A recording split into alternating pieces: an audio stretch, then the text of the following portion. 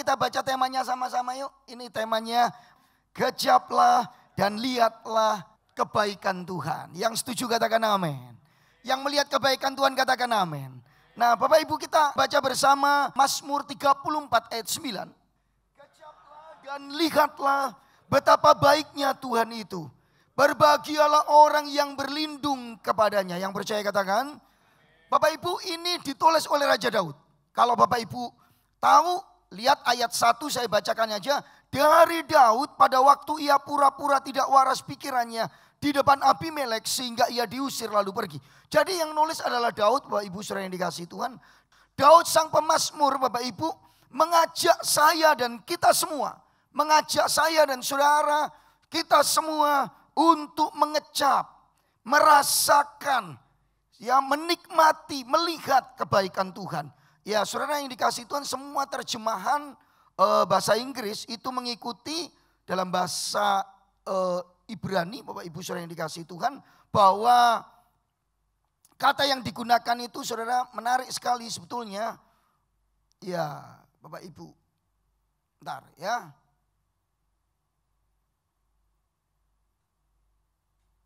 Ta'am. Saudara, kata yang digunakan dalam bahasa Ibrani ta'am itu artinya sebetulnya Bapak Ibu menikmati atau merasakan. Makan juga bisa sebetulnya. Walaupun ada kata kerja lain, akal itu makan. Tapi ta'am ini sudah di mulut kemudian Makanya saudara semua menerjemahkan dengan taste atau mengecap. Bapak Ibu saudara yang dikasih, bukan mengecap ya.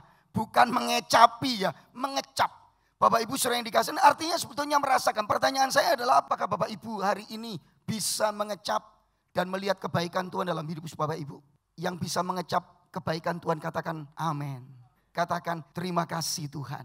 Dan kalau saudara duduk di sini bersama dengan saya berdiri di sini dengan saudara-saudara. Saya percaya semua karena kebaikan Tuhan. Kebaikan Tuhan. Kebaikan Tuhan. Kebaikan Tuhan. Yang setuju katakan amin. Nah, problemnya adalah Bapak Ibu saudara yang dikasih Tuhan. Tidak selalu.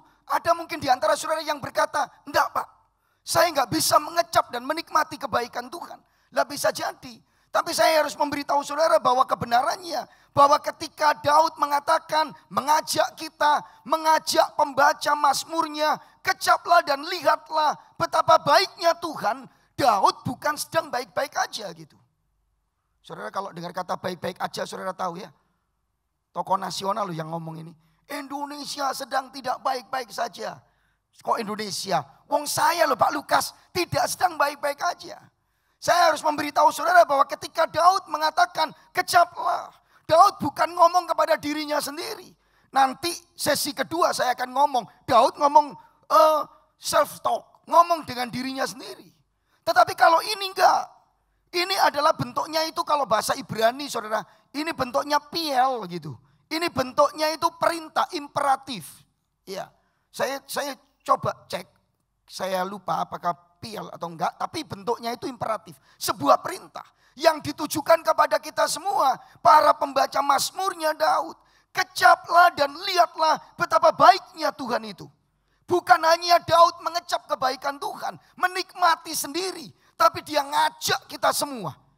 Masalahnya adalah waktu Daud menulis ini, waktu Daud mengajak kita. Bukan dalam kondisi yang baik-baik. Kau tahu Pak Lukas, gampang. Mari kita lihat ayat 1.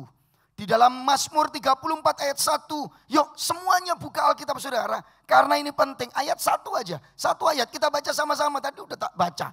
Saudara kita baca sama-sama ya. 1, 2, 3. Dari Daud pada waktu ia pura-pura tidak waras pikirannya di depan Abimelek sehingga ia diusir lalu pergi. Saudara yang dikasihi Tuhan, mari kita belajar kepada Daud. Daud gak sembarangan saudara mengajak kita, ini yang pertama. Mari kita belajar mengecap dan melihat kebaikan Tuhan di tempat-tempat sukar di dalam hidup kita. Daud itu bukan kondisinya baik-baik aja. Daud baru saja kehilangan jabatan pekerjaannya di istana Saul. Dari Daud pada waktu ia pura-pura tidak waras pikirannya di depan Abimelek. Sehingga ia diusir lalu pergi. Tapi ayat ini itu memberi kita daftar 1, 2, 3, 4. Kalau saudara bisa nambahi masih banyak loh masalahnya Daud. Saudara yang pertama, Daud kehilangan jabatannya. Ada yang tahu Daud? Daud itu dulu cuma penggembala domba. Lalu dia perang, saudara, dia lihat ada Goliat yang menghina bangsa Israel. Lalu dia bawa makanan ke kakaknya. Siapa itu yang hina? Lalu Saul ngomong, gak ada yang berani. Semua orang ngomong gak ada yang berani. Daud ngomong, lu kok gak ada yang berani, aku tak maju gitu. Dan saudara tahu kisahnya tentu. Dengan batu yang diumbankan, Goliat jatuh. Kemudian dipenggal, Daud dielulukan. Saul membunuh beribu-ribu. Kalau Daud, ngerti semua ayatnya saudara-saudara. Ini jemaat yang diberkati, jemaat yang pinter-pinter. Yang setuju ngomong amin. Lu ono sih gak jawab Pak Lukas, gak apa-apa itu pura-pura pura-pura kalau nanti jawab ketahuan rohani ya. Saudara-saudara. Daud membunuh beribu-ribu tapi Saul berlaksa-laksa. Wow. Saul hebat Bapak Ibu. Kemudian Saul diangkat. Jangan salah, itu bukan jabatan Daud. Daud diangkat oleh Saul main musik di istananya. Lu kok beda ya? Ya karena ya begitulah. Daud main musik. Setelah main musik, saudara, Daud kemudian diangkat jadi menantunya Saul. Tapi saya mau ngomong jabatannya. Jadi panglima perang. Daud jadi panglima perang. Setelah mengalahkan Goliat, dia jadi panglima perang. Walaupun sebelumnya masih main musik di istananya Saul. Saya memberitahu saudara.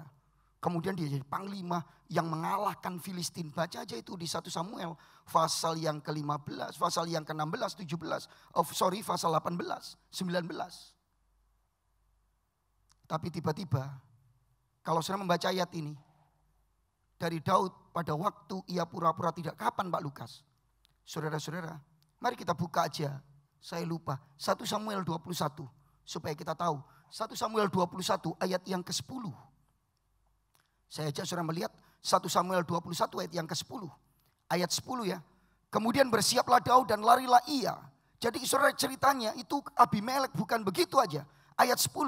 Kemudian bersiaplah Daud dan larilah ia pada hari itu juga dari Saul. Sampai ia kepada Akis. Akis itu nama lain dari Abimelek Bapak Ibu. Akis sama Abimelek sama. Raja kota Gad. Itu salah satu kota yang menjadi perserikatan dari Filistin waktu itu. Oke, saya nggak akan panjang lebar cerita itu. Saudara, tapi Daud sebetulnya lari dari Saul. Saudara, Daud yang sudah diangkat jadi pejabat, jadi panglima perang. Tiba-tiba hari itu nggak jadi apa-apa, pelarian aja. Nah di tengah-tengah pelarian nanti ketemu Abimelek. Terus mau ditangkap pura-pura gila. Itu bagian akhir saya mau ngomong. Daud kehilangan jabatannya. Soalnya karena Daud sudah jadi jenderal. Dikawinkan sama anaknya Saul. Daud juga harus lari dan ninggal istrinya. Terpaksa berpisah dengan Mikal istrinya. Gak cuma itu. Daud menjadi pelarian karena mau dibunuh oleh Saul. Ayah mertuanya sendiri. Dikejar-kejar dia. Di tengah-tengah gini loh bisa ngomong, woi kecaplah dan lihatlah betapa baiknya Tuhan itu. Halo? Apakah kondisi Bapak Ibu bisa berkata, Tuhan engkau baik? Yang setuju dengan saya katakan amin. Kondisinya beda Pak. Daud bisa mengecap kebaikan Tuhan di tempat-tempat yang sukar. Yang terakhir saudara, saat hampir ketangkep musuhnya. Saudara ini kan Akis itu Raja Gad, orang Filistin. Goliat orang mana Bapak Ibu? Saudara bisa baca itu. Saya bacakan ya saudara. Ayat yang ke-10 lebih dulu. Nanti saya mau cerita. Sampailah ia kepada Akis Raja kota Gad. Lihat ayat 11. Pakai Akis berkata kepada Abimelek atau Akis itu. Bukankah itu Daud raja negeri orang itu? Negeri ini. Yehuda itu. Atau Israel itu. Bukankah tentang dia orang bernyanyi berbalas-balasan. Saul mengalahkan beribu-ribu tapi Daud berlaksa-laksa. Daud dengar. Lalu ayat 12. Daud memperhatikan perkataan itu. Ia menjadi takut sekali. Daud waktu itu loh. Daud sing bunuh Goliat. Itu loh Daud. Jadi takut saudara. Lalu Alkitab ngomong Daud pura-pura apa Bapak Ibu? Pura-pura gak waras. Pura-pura gila. Kalau orang Surabaya ngomong pura-pura edan. Saudara. Tolong dicatat ya, ada tulisan di bawah saya ini. Jangan kalau ditagih utang pura-pura gini ya. Saudara, ini hikmatnya bukan itu. Tolong. Ya saudara ada tulisannya. Wah pura-pura. Ya, saudara, no. Bukan itu hikmatnya. Halo. Daud itu loh ngalami kesukaran Bapak Ibu. Dia dilempar tombak 2 kali, dia lari dari Saul. Dia tinggalkan jabatannya dirampas. Dia berpisah dengan istrinya. Cukup itu? Oh tidak. Dia dikejar terus mau dibunuh. Sampai di Filistin justru hampir ditangkap oleh Akis atau Abimelek. Daud harus jadi pura-pura gila. Kalau Alkitab ngomong, saudara, Daud itu caranya gimana Pak Lukas? Caranya dia hamburkan rambutnya. Saudara mungkin agak sedikit panjang. Dia kacaukan rambutnya. Lalu dia biarkan liurnya meleleh. Itu. Saudara bisa baca nanti di dalam 1 Samuel 21, silakan aja. Saudara-saudara yang dikasih Tuhan, dan itu yang Daud lakukan. Kemudian dibiarkan liurnya meleleh. Lalu dia gores-gores pintu gerbang itu loh saudara. Pura-pura gitu. Kemudian Abimelek ngomong, ngapain kita ngumpulkan orang gila? Itu orang gila bukan Daud. Dan Daud terlepas. Lu kondisi seperti gitu loh. Daud ngomong, kecaplah dan lihatlah betapa baiknya Tuhan itu. Pertanyaan saya, sebetulnya gak ada alasan untuk kita gak mengecap kebaikan Tuhan hari ini. Apapun kondisi saudara, yang setuju dengan saya katakan. Apapun kondisi saudara, Tuhan tetap Tuhan yang kebaikannya jelas. Bapak Ibu saudara yang dikasih Tuhan, kalau saudara melihat bagian ini saudara-saudara. Ini gambar apa Bapak Ibu? Sengaja ini Bapak Ibu. Saya kasih gambar yang warnanya berbeda. Saya itu bersyukur karena semua jawab mawar. Ada yang jawab duri. Kalau saya jawab duri, betul enggak Bapak Ibu? Lebih banyak duri atau lebih banyak mawarnya? Kenapa saudara jawab mawar semua gitu loh? Kenapa? Karena saudara bersyukur sih orang Indonesia itu selalu melihat sisi baiknya. Tuh ya, ada orang kecelakaan, brak gitu. Kakinya itu, untung cuma kaki itu, selamat kon, sikile tok itu. Tabrakan lagi, kaki dua-dua, untung dua-dua kaki. Gak kena kepalai. Ada tabrakan maaf ya. Langsung meninggal. Untung langsung meninggal. Enggak cacat seumur hidup dia. Kita kok diajar untang-untung terus ya saudara. It's okay. Tapi ada hikmahnya di balik itu. Bapak Ibu, ada orang berkata begini. Bunga cek api kok. Banyak duri. Tapi ada juga orang yang berkata, Tuhan tuh keren ya. Di tengah duri ada bunga yang indah. Problemnya adalah cara saudara melihat. Tapi Alkitab mengajar kita bukan cara melihat apakah itu baik atau buruk sebetulnya.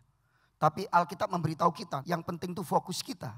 Bukan kepada saudara apa yang kau alami. Tetapi fokus kita kepada pribadi dan karakter Tuhan kita Yesus Kristus yang tidak berubah. Akan memampukan saya dan saudara mengecap, menikmati kebaikan Tuhan. Bahkan di tempat-tempat yang paling sukar di dalam hidup saya dan saudara yang percaya katakan amin. Problemnya kita hanya lihat apa yang keluar, fenomena yang di luar. Kita hanya lihat saudara apa yang kita terima, pergumulankah, tantangankah. Kalau kita menoleh ke belakang sehingga kita sulit merayakan kebaikan Tuhan. Tapi kalau saudara fokusnya bukan tantangannya. Kenapa Daud bisa berkata, kecaplah dan lihatlah betapa baiknya Tuhan itu. Karena fokus Daud, saudara, bukan betapa baiknya Tuhan itu dikaitkan dengan kemudian. Saudara perhatikan aja. Tetapi Daud melihatnya Tuhan itu loh yang baik. Bukan cara Tuhannya itu baik. Bukan berkatnya itu baik. Bukan mengangkat kejabatannya. Itu bukti kebaikan Tuhan. Ya saya sepakat. Memang itu adalah bentuk-bentuk kebaikan Tuhan. Tapi perhatikan kalimatnya. Kecaplah dan lihatlah. Betapa baiknya. Apa Bapak Ibu? Tuhan itu. Yang baik siapa? Tuhannya. Kalau fokus kita Tuhan yang baik. Di tempat-tempat yang sukar. Saudara tetap bisa mempercayai. Bahwa hati Tuhan tidak berubah. Karakter Tuhan tidak berubah. Dia tetap baik. Dulu, sekarang, sampai selama-lamanya. Yang nangkep katakan amin. Sehingga kita bisa mempercayai ayat ini. Kita tahu sekarang bahwa Allah turut bekerja dalam segala sesuatu. Untuk mendatangkan kebaikan bagi mereka yang mengasihi Dia. Bagi mereka yang terpanggil sesuai dengan rencana Allah. Yang percaya katakan. Nah kalau saudara Di tengah-tengah kondisi yang sulit pun, sebetulnya Allah kita Allah yang baik. Yang setuju dengan saya katakan amin. Yang setuju dengan saya katakan amin. Kadang-kadang kita ngomong, lu mana Pak kebaikannya? Tahun ini belum juga pulih ekonomi saya. Tahun ini, tahun yang sulit buat saya. Oke, memang kenyataannya begitu. Tapi itu bukan merubah bahwa Allah yang saudara sembah di dalam Tuhan Yesus Kristus, Dia Allah yang baik adanya. Saudara bisa nggak lihat tangannya bekerja, tapi saudara bisa memegang hatinya yang tidak pernah berubah. Karakternya yang tidak pernah berubah. Dulu, sekarang, sampai selama-lama Dia adalah baik. Yang setuju katakan amin. Sederhana saudara, kalau kita hanya lihat situ saja. Lihatlah kebaikan Tuhan, karakternya. Kalau gitu Pak Lukas, berikan saya satu bukti saja. Karakter Allah baik yang tidak berubah. Gampang lihatan salib. Gampang lihatan diri saudara. Saudara, kebaikan Tuhan menurut saya yang paling besar. Bukan jabatan kita ningkat. Kesehatan kita baik-baik saja. Tetapi ada satu kebaikan Tuhan yang gak mungkin saudara kita mengelaknya. Apa itu Pak Lukas? Saudara dan saya yang mestinya masuk neraka yang kekal. Kita ini saudara mestinya dihukum di bawah murka Allah. Tetapi karena kebaikannya kepada orang-orang yang tidak bisa, yang seharusnya gak boleh, yang seharusnya gak layak menerima. Seperti saya dan saudara. Yesus memberikan dirinya dan mati di kayu salib. Supaya kita yang mestinya binasa dalam neraka yang kekal, kita beroleh hidup yang kekal. Yang percaya katakan amin. Loh, apa sih bisa dibandingkan dengan itu? Kebaikan Allah pasti. Allah baik itu tidak berubah. Walaupun situasinya yang kadang-kadang kita lihat, kita mengalami segala sesuatu. Mari Bapak Ibu saudara yang dikasihi Tuhan, pagi ini kita mau belajar mengecap kebaikan Tuhan. Bahkan kalau kita ada di tempat-tempat yang sulit sekalipun, Tuhan tetap baik untuk selama-lamanya. Yang percaya katakan amin. Saudara, bahkan kalau saya mau jujur, kebaikan Tuhan yang mana Pak Lukas?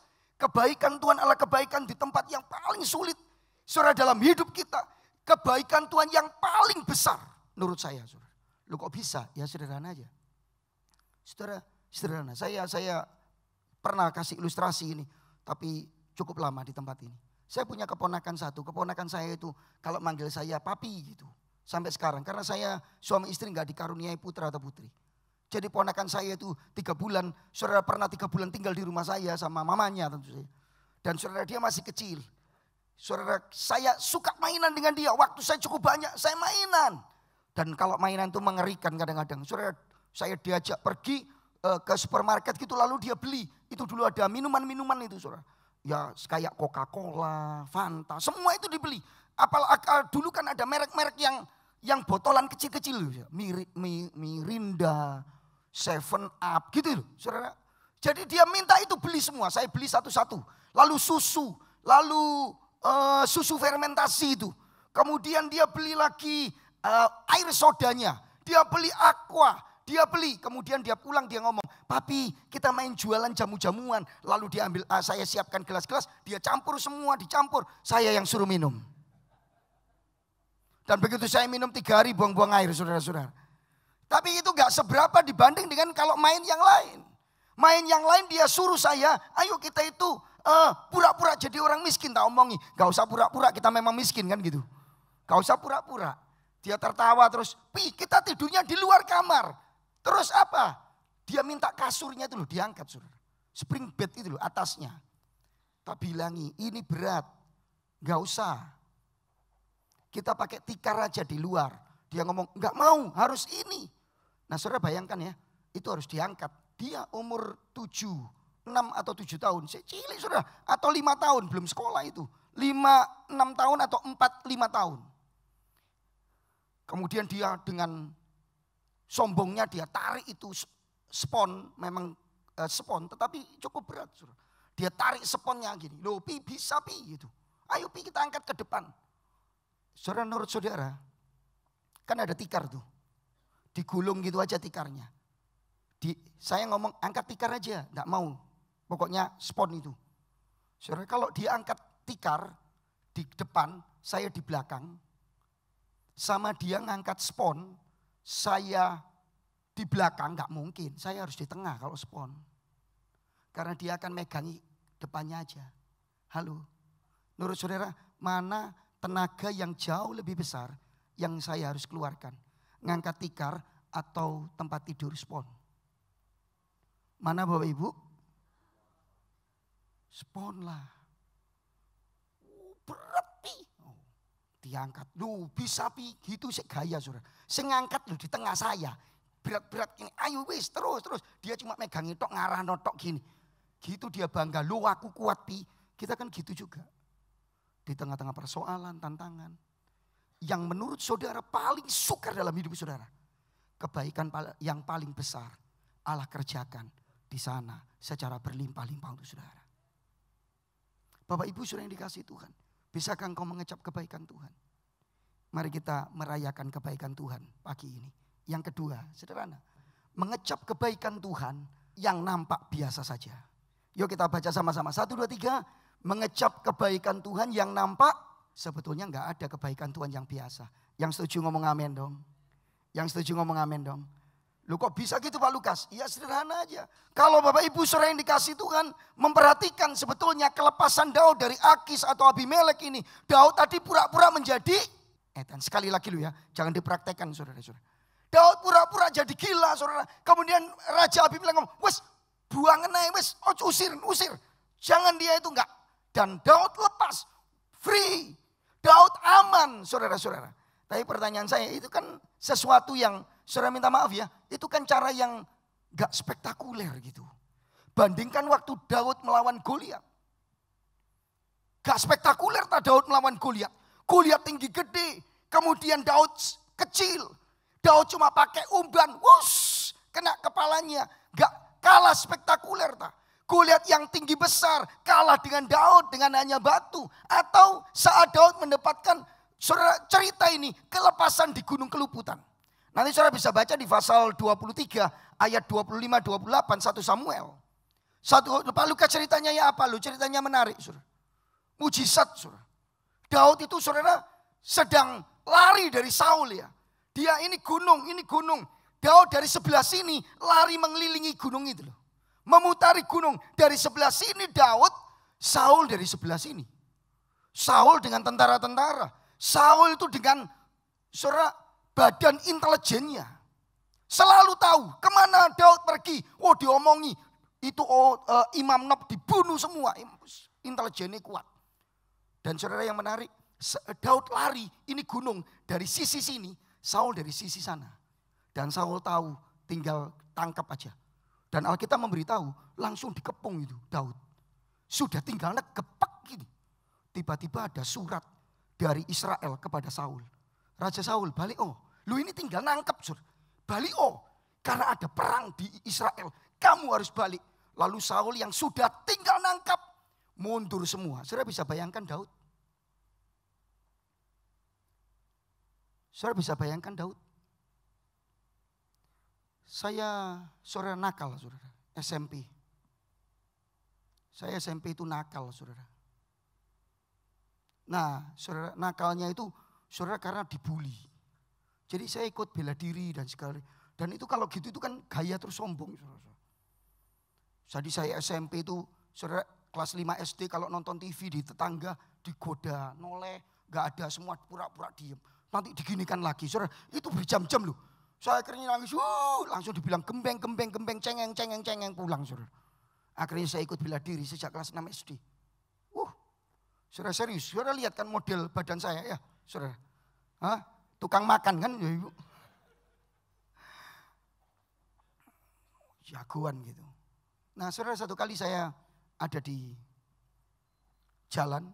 Tiba-tiba di belakang saya itu saya lagi jalan. Nah saya meleng, saya salah. Saya meleng gitu loh. Jalan kaki nih di tengah-tengah gitu. Di belakang tiba-tiba ada bel saudara. Belnya buantar lagi. Duen gitu. Kaget saya. Sampai saya itu loh sampai melompat ke kanan, adik saya ke kiri gitu. Wih, kaget.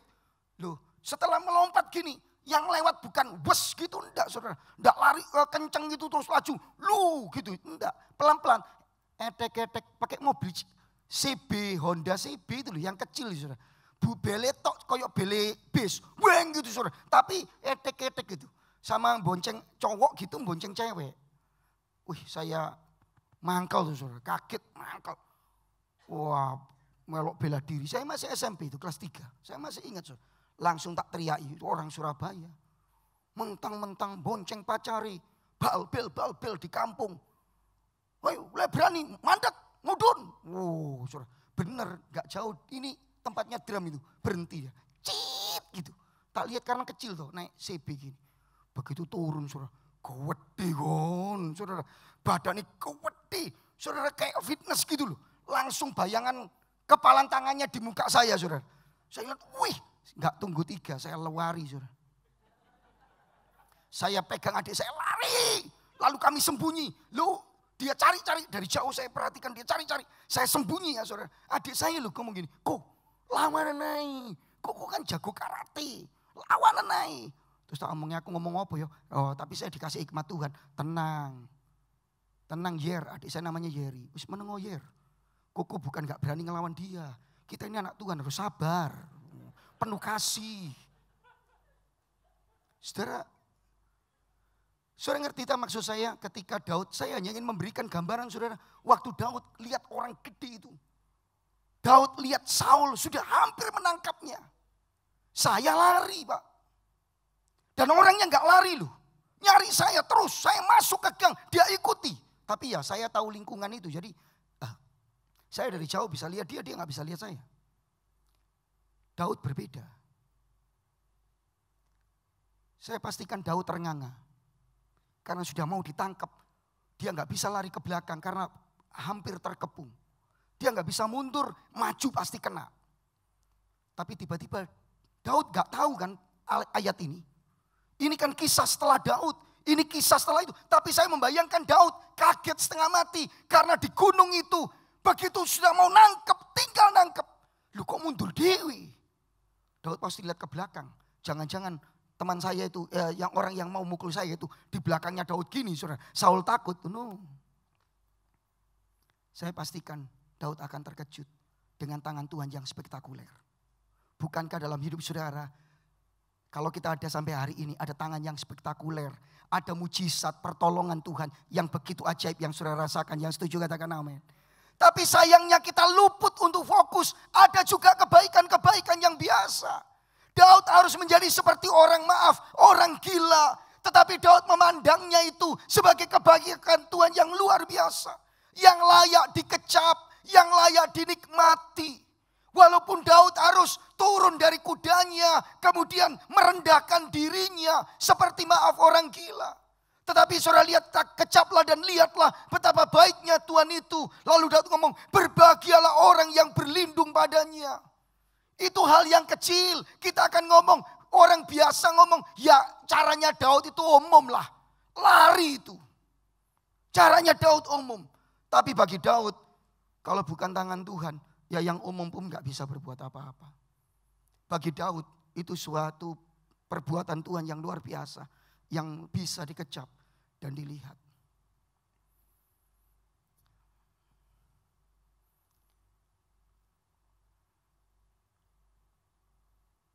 Saya dengan keluarga saya itu saudara, kalau ngomong